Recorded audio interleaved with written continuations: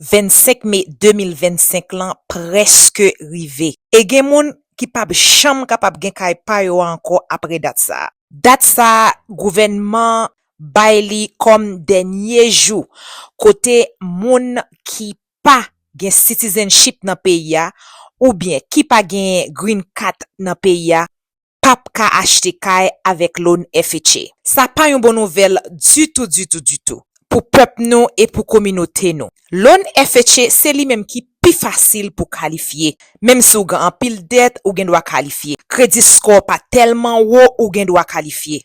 Et gen quelques assistance programme, c'est avec loan FHA seulement que y a baoul. Nou volwa sa pral affecter en pile nan nou qui nan communauté a et vraiment qui t'a fait effort pour gagner kay pa ou.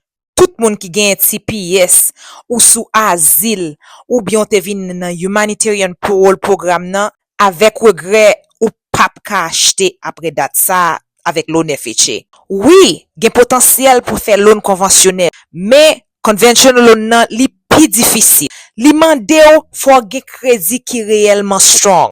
Li mande ou faut gen histoire crédit qui réellement strong. Li mande ou tout pour pas gen en pile dette. Li pi difficile pour moun kap achete kay pour première fois. Gen nan nou gen doit ta ka prêt pour acheter dans 2-3 mois yo. Kounya ou gen doit pral obligé tan 2-3 ans. Son bagay qui très sérieux et li triste.